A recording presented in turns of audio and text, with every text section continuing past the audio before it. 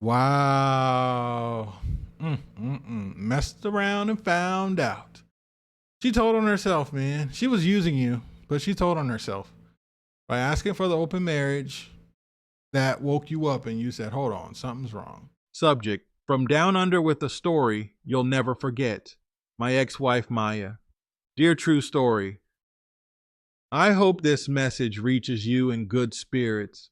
My name is Oliver, writing to you from the southern coast of Australia.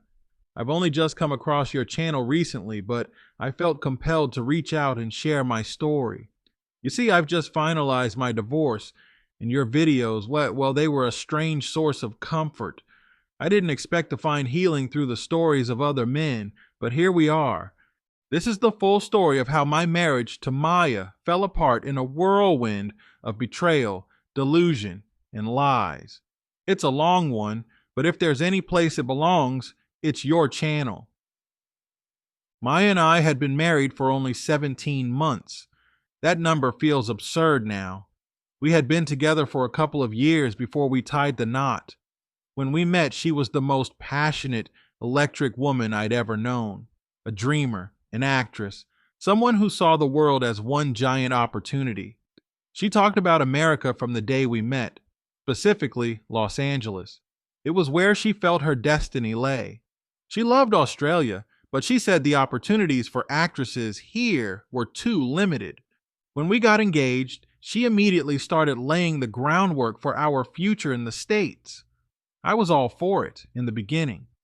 I wanted her to live her dream, and I figured we could build a life there together.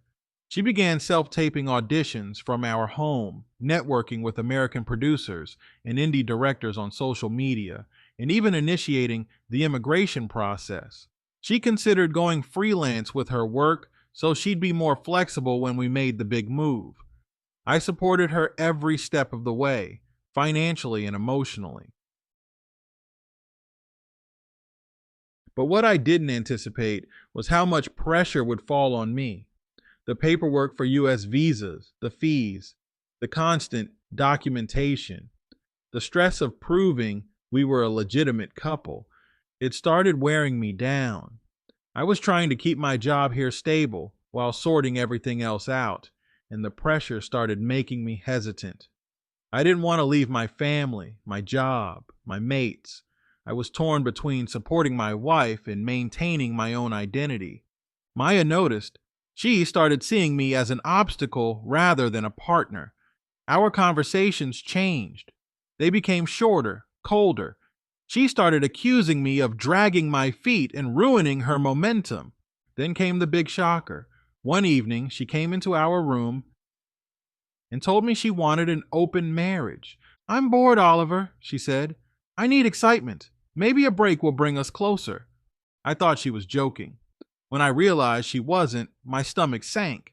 We argued for days, nasty, venomous arguments. She accused me of not being supportive, of being controlling. I said if she wanted to sleep around, she could do it as a single woman. I wasn't interested in finding myself through a sex hall pass. That's not what marriage means to me.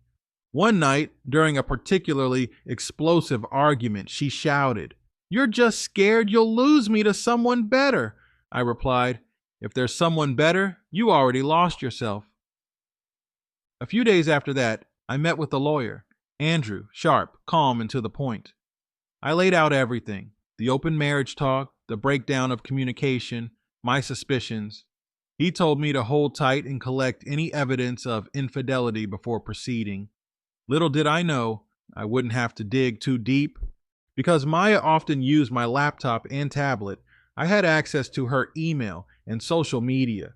I found an entire chain of messages between her and a man claiming to be an executive producer in Hollywood. Promises of roles, red carpet events, even green card sponsorship were all laid out in black and white. This guy wasn't just offering her a professional connection. The messages were flirty, intimate. She told him she felt caged in her marriage, that she was done playing house with an average man. He promised her more: money, freedom, stardom. She even met him. He flew to Sydney and she visited him at his hotel.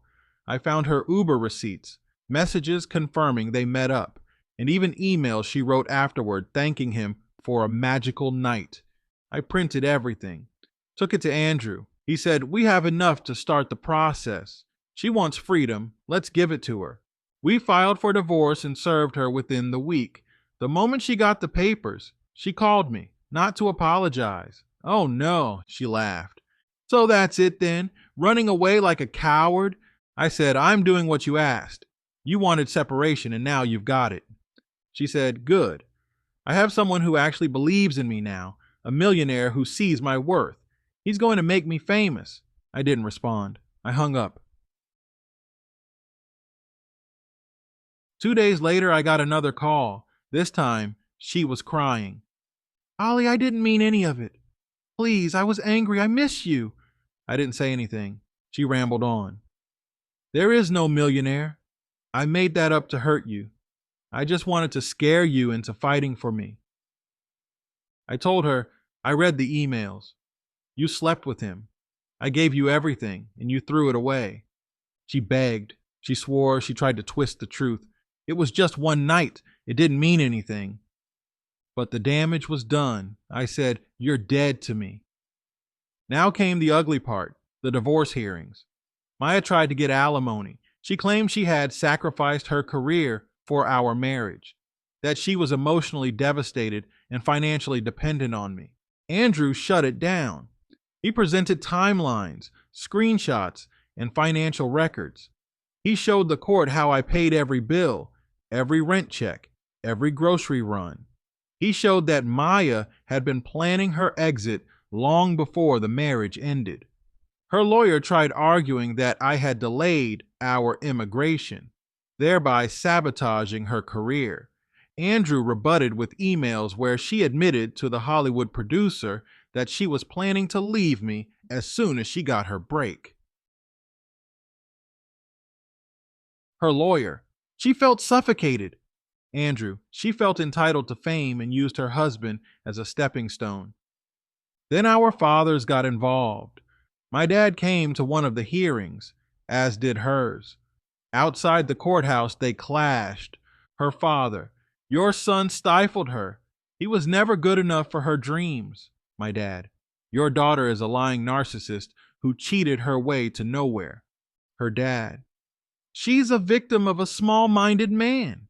My dad, "No, she's a predator who bit off more than she could chew." Security had to separate them. It was messy, embarrassing. Eventually, the court sided with me. No alimony, no property rights. She left with nothing but her suitcase and shattered delusions. Now, months later, I feel free, not happy, not yet, but lighter, like I removed a parasite from my life. I'm focusing on my career, seeing a therapist, and reconnecting with people who genuinely care. Your channel helped me get through the worst of it.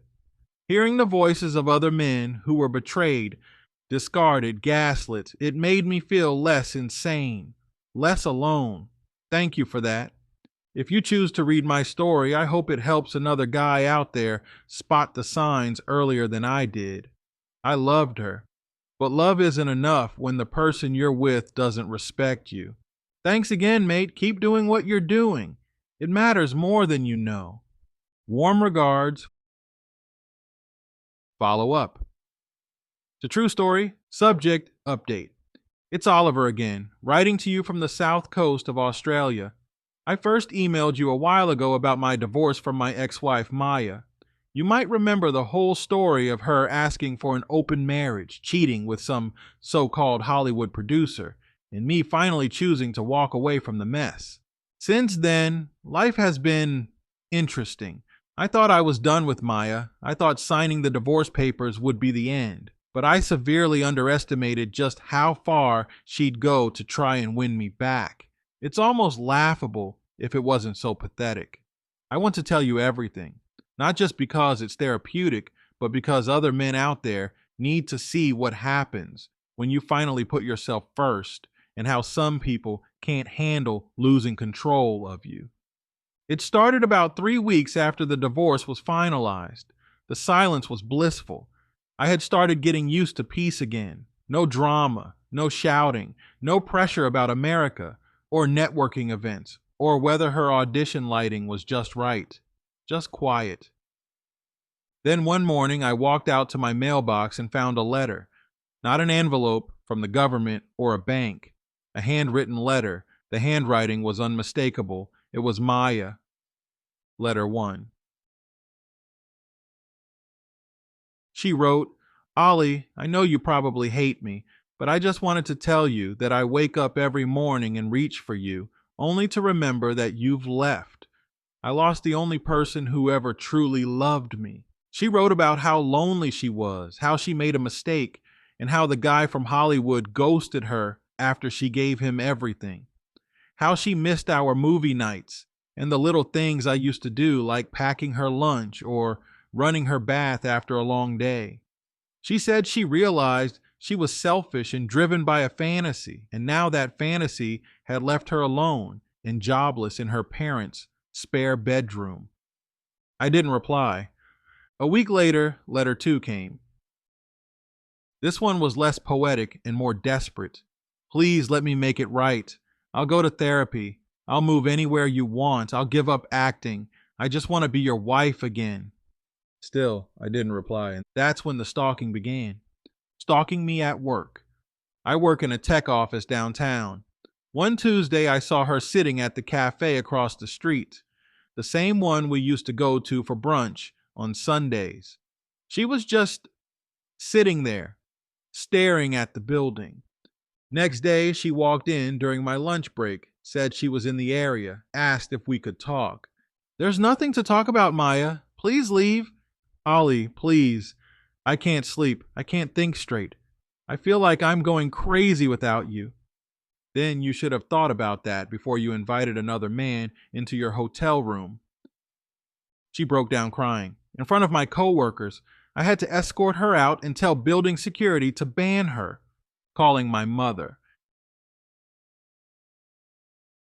When she realized she couldn't reach me, she went for the next soft spot, my mom. Now, my mom always had a soft spot for Maya. She was charmed by her energy, her confidence, her ambitions. So when Maya called her up, my mom agreed to meet for tea. Big mistake. Maya poured her heart out, said she was lost, claimed the affair was a one-time mistake, said she loved me more than anything, and would never forgive herself for ruining our life together. She even brought a scrapbook of our wedding photos to show my mom. My mom, bless her, listened, then told her something I never expected. "You need to let him go, Maya. He deserves better now. He's healing, and this isn't helping him." Maya left in tears. I know it hurt her pride, but that wasn't my concern anymore. Showing up at my house, the final straw, she showed up at my place on a Saturday night, drunk, banged on the door, cried, screamed, apologized, threatened to hurt herself if I didn't come out. I called the police. I didn't even flinch. She was escorted off the property. I later found out she spent the night in a holding cell to sober up. That was 3 weeks ago. Haven't heard from her since. Maybe the wake-up finally landed.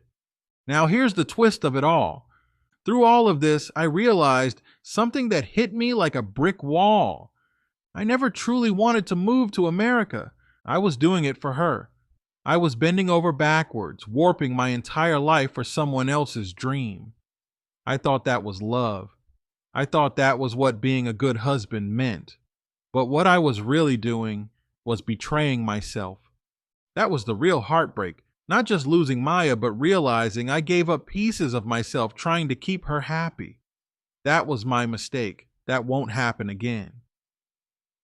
Lessons I learned from my marriage to Maya. Love is not sacrifice without limits. If you're giving up your own identity to keep someone else happy, it's not love. It's submission. People show you who they are when they don't get their way. Maya showed her true character the moment I stopped being convenient. Loyalty is not always returned in kind. You can be a rock for someone and still be discarded like dust. Dreams are not excuses for betrayal. She used her ambitions as justification for cheating.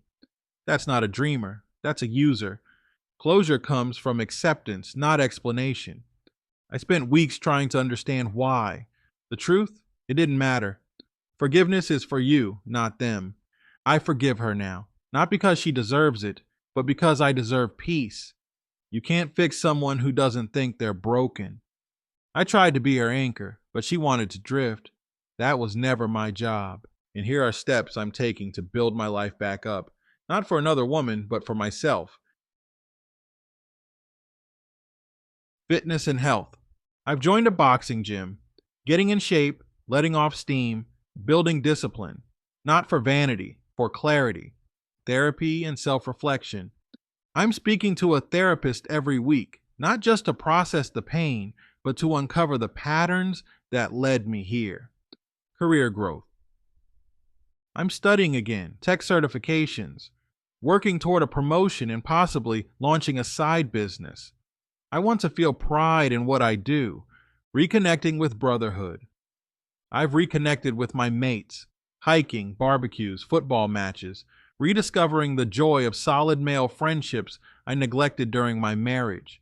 So that's where I am now, healing, growing, breathing easy for the first time in years.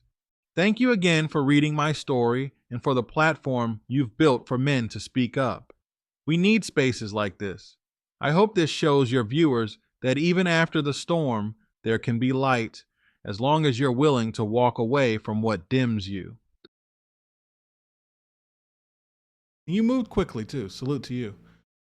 She was using you though. She wanted to get you to fund her life, move her to America. She then becomes some big star she claimed she was going to become. Probably an OF model. But she's going to become some big star, and she was going to leave you. She would have then asked you, hey, can we have an open marriage? Or she just would have laughed. You know, it's ridiculous, dude. I'm glad you're doing well.